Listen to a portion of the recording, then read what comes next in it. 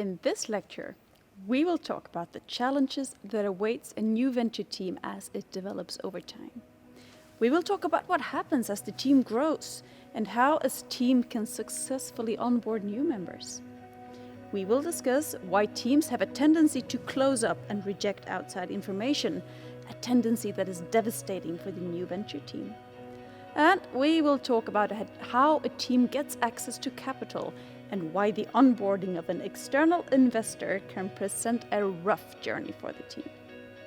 My name is Anna Brattström.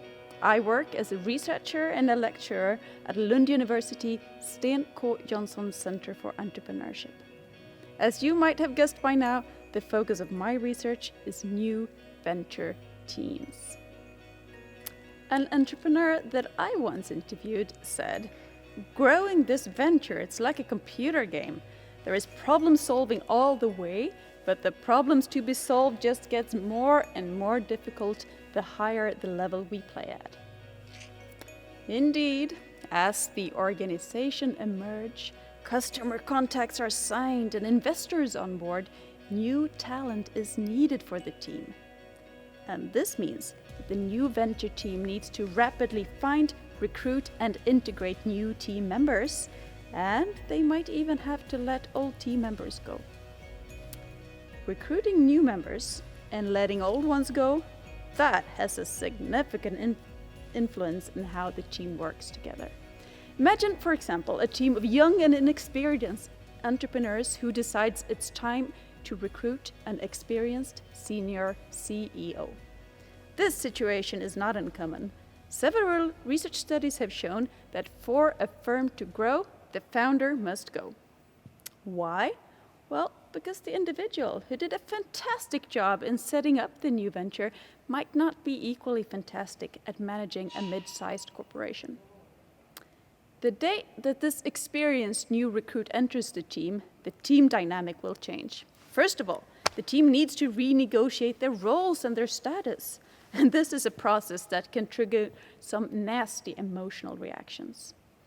Even team members who in their minds realize the need for change might in their heart feel something completely different. Emotions, as we all know, are not always rational. And working in a new venture team, that's an emotional roller coaster, especially when the team needs to find new roles, when they need to form new relationships, when they need to renegotiate their status positions. And changing the formal or informal leadership, that's a process where we can see trust deteriorate, conflicts emerge, and the most resilient team just simply break apart. But there is one thing, more than anything else, that makes the onboarding of a new team member tricky. And that is when the onboarding requires renegotiation of ownership. Make no mistake, equity, that's a sensitive process to most new venture teams. And there is no easy answer. Because who owns the right to a company? The inexperienced member who was critical for starting the firm, but who does not have much to contribute with as the firm grows. Or the seasoned executive who did not spend sleepless nights cracking code in a garage, but who is much needed for the venture to move forward. Conflict alert. Adding new members might also lead to separations between old-timers and the newcomers. And when subgroups emerge in a team, the team can easily shift from a very inclusive and resilient us to the fatal us versus them.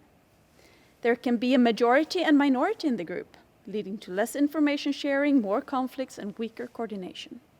As is evident by now, this transition from being a startup composed of a small group of friends who share the same characteristics to becoming a larger group of individuals who have professional relationships, that's a critical junction in the life of a new venture team.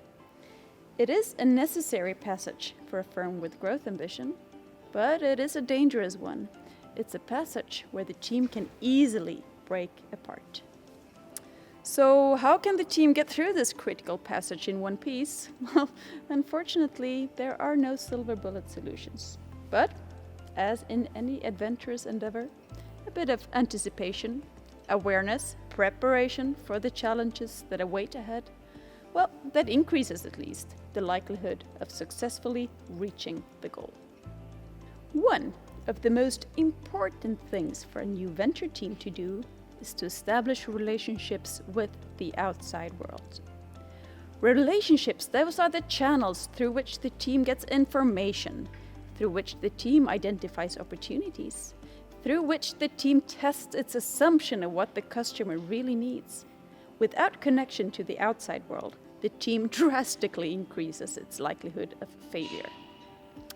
Establishing, managing, and benefiting from such relationships, that is more challenging for a team than it is for a solo operating entrepreneur.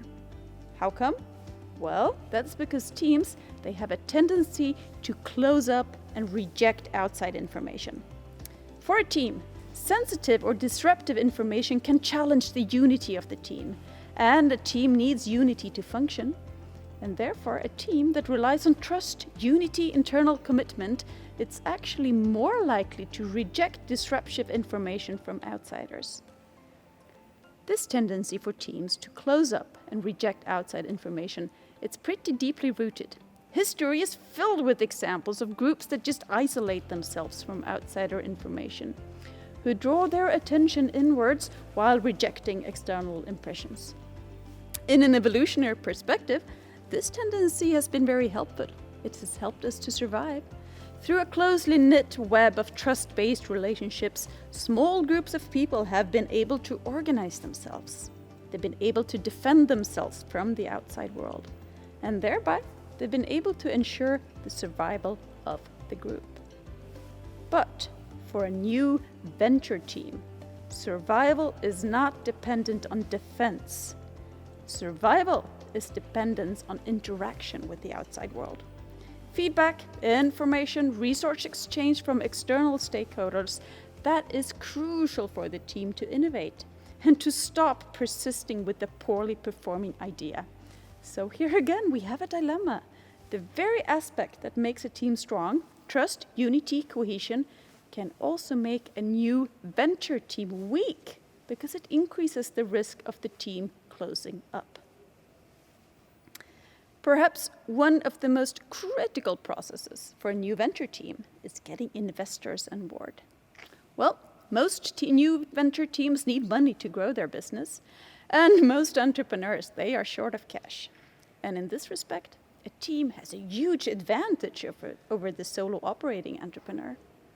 Already the formation of a team, well, that's a pretty positive signal to investors. It signals access to competence. It signals that more than one person believes in the idea and is ready to commit. It signals resilience, that the venture will persist even if one of the founders should have to leave the firm. But onboarding an investor, well, that can be a challenging process for the team. Many professional investors, what they do is that they conduct a thorough due diligence of the team before they invest. Such due diligence, well, that can reveal weaknesses which the team might themselves not have been aware of. It can renew conflict, which the team thought they had left behind. This happened in one case that I studied. This team was about to onboard its first major investor. And that investor did a thorough examination of the team. They had team members take intelligence tests. They had them take personality tests.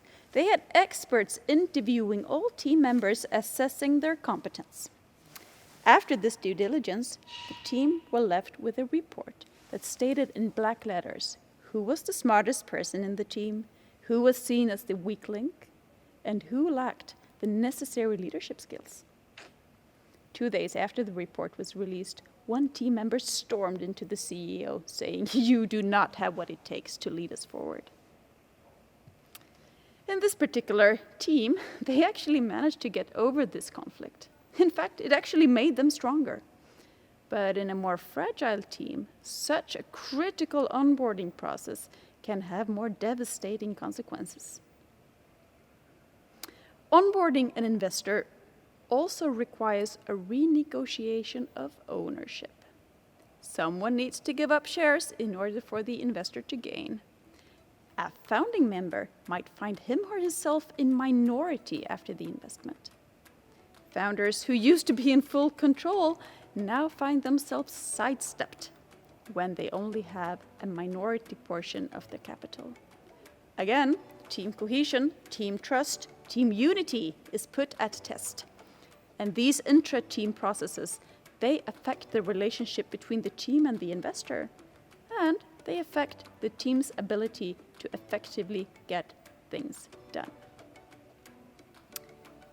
In this lecture, we talked about 3 challenges that awaits the new venture team as it develops over time.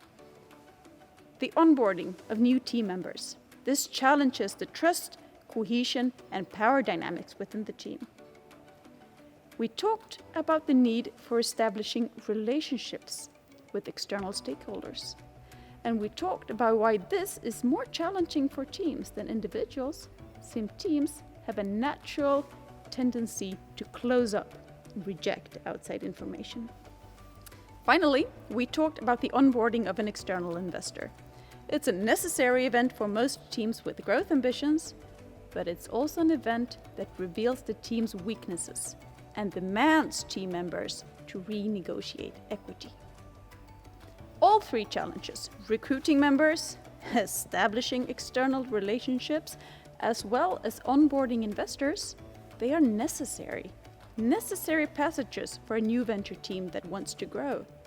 Teams that manage to get through them, they come out stronger on the other side. Yet, others will fail when trying, and they are broken apart by conflict, loss of trust, and deteriorating motivation. In the next lecture, we will therefore talk about the management of conflict in new venture teams. Learning how to have a good fight.